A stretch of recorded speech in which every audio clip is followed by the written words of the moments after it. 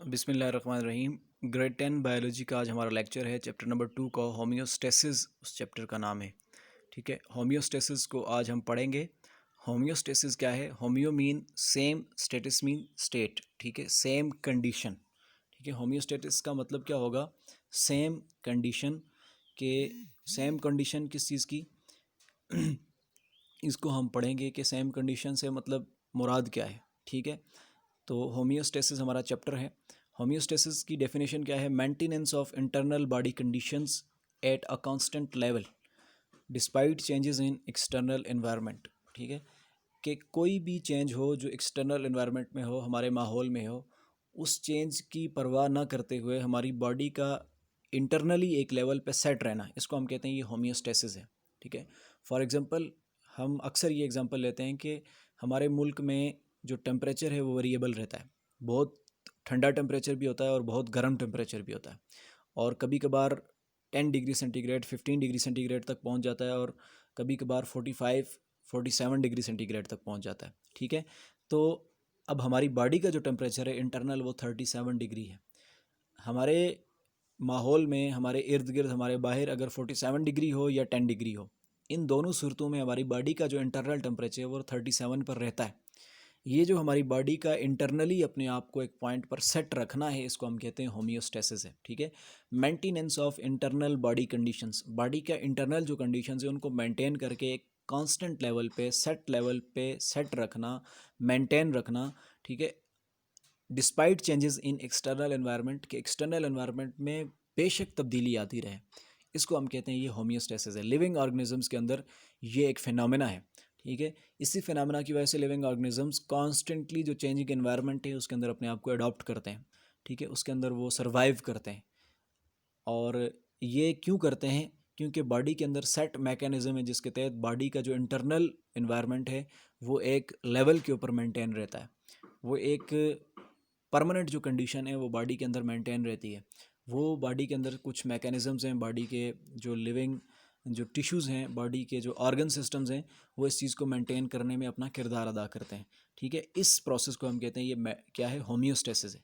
Homeostasis क्या होगी? Maintenance of internal body conditions at a constant level, at a set level, despite changes in external environment. External environment में बेशक तब्दीलियाँ आती रहें, externally जो मर्ज़ी तब्दीली आए, बॉडी का इंटरनल जो लेवल है, इंटरनल जो एनवायरनमेंट है, उसको एक कांस्टेंट लेवल पे, कांस्टेंट कंडीशन के ऊपर सेट करना, ये बेसिकली होम्योस्टेसिस है।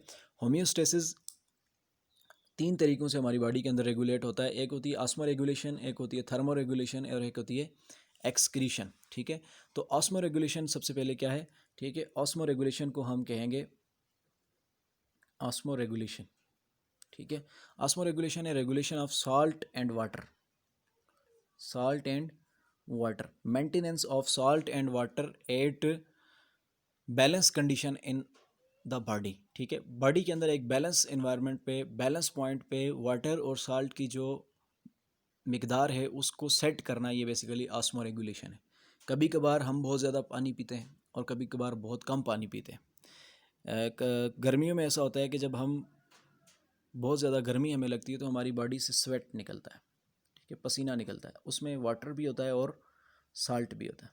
ठीक है, वाटर और साल्ट का हमारी बॉडी से इखराज हो जाता है, हमारी बॉडी से एग्ज़िट हो जाता है, जिसके नतीजे में हमारे ब्लड के अंदर वाटर और साल्ट की कमी हो जाती है, वाटर एंड साल्ट की कमी हो जाती है। ठीक है, अब उस वाटर और साल्ट की कमी पूरी करने के लिए हमारी बॉडी का सेट मैकेनिज़्म है, वो हमें थर्स्ट फील करवाता है, हमें प्यास फील होती है उससे।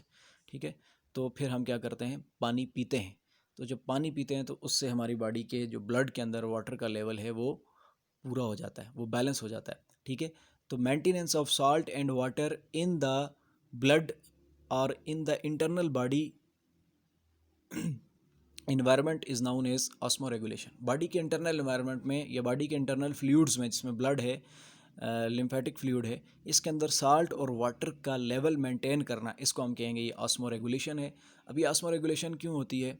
ये ताकि हमारी बॉडी का जो ब्लड है उसके अंदर, या जो बाकी फ्लूइड्स हैं उसके अंदर, साल्ट और वाटर की जो क्वांटिटी है वो एक सेट लेवल पर मेंटेन रहे। ठीक है, जब भी हमारी बॉडी के अंदर से वाटर कम हो जाएगा तो हमें थर्स्ट फील होगी, और हम पानी पिएंगे, ठीक है। और जब हम बहुत ज़्यादा पानी पी लेंगे तो फिर क्या होगी, हमारी बॉडी से वाटर, बॉडी के अंदर या बॉडी फ्लूइड्स के अंदर वाटर या साल्ट ज़्यादा हो जाएंगे तो हमारे अंदर से यूरिनेशन होगी, तो वाटर जो है वो एक्सक्रीट आउट हो जाएगा बॉडी से, ठीक है। और जब पानी की कमी होगी तो हमें थर्स्ट फील होगी और हम पानी पिएंगे।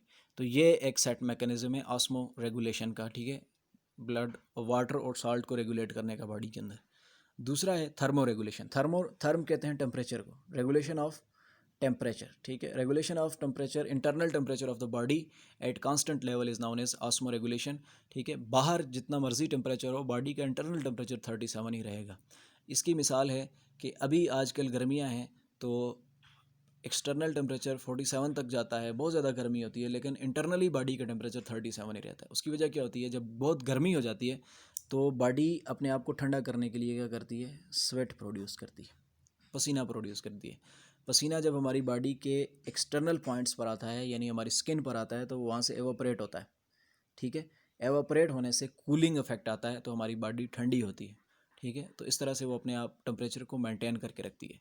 और अगर हमें सर्दियों में बहुत ज़्यादा टेम्परेचर गिर जाए, हम 10 डिग्री सेंटीग्रेड पे खड़े हों, 20 पे खड़े हों, तो हमें सर्दी फील होती है, हम कांपते हैं, कांपने से हमारी बॉडी में हरारत पैदा होती है, ठीक है, शिवरिंग से, और हमारा टेम्परेचर मेंटेन होता है। फिर हमें फ़ील होता है कि हमें सर्दी लग रही है, तो हम अपने आप को कवर करते हैं, कोट पहन लेते हैं, स्वेटर्स पहन लेते हैं, ठीक है, हम आग के सामने बैठ जाते हैं।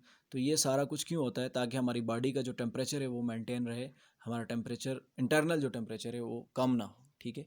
अगर टेम्परेचर इंटरनली कम हो जाए या ज़्यादा हो जाए तो हम बीमार हो जाते हैं, बुखार हो जाता है। जो बुखार होता है ये टेम्परेचर की चेंजेस की वजह से होता है, ठीक है। तो बॉडी के जो ऑर्गन्स हैं वो वर्क करना छोड़ देते हैं, ठीक है।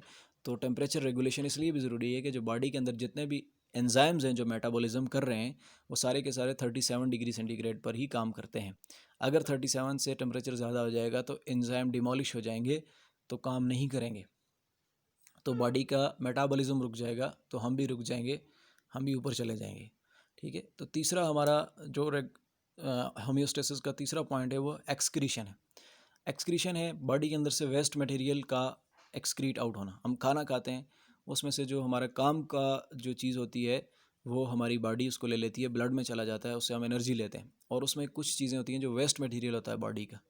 अब वो वेस्ट मटेरियल एक होता है केमिकल वेस्ट मटेरियल, ठीक है, जो यूरिया है, यूरिक एसिड वगैरह है, वो एक्सक्रीशन के थ्रू, जो हमारा एक्सक्रीटरी सिस्टम है, यूरिनेशन के थ्रू वो हमारी बॉडी से निकल जाता है। और फिर उसके साथ साथ दूसरा है कार्बन डाइऑक्साइड वगैरह, वो हमने लास्ट जो चैप्टर है उसमें पढ़ा है, वो लंग्स के ज़रिए से हमारी बॉडी से एक्सक्रीट आउट हो जाता है। ये गैसियस एक्सचेंज के ज़रिए से जो कार्बन डाइऑक्साइड है, यानी जो गैसियस वेस्ट है, वो हमारी बॉडी से निकल जाता है। और बाकी जो केमिकल वेस्ट है जो लिक्विड फॉर्म में होता है वो एक्सक्रीट आउट हो जाता है, यूरिनेशन के ज़रिए से, यूरिन के ज़रिए से हमारी बॉडी से निकल जाता है।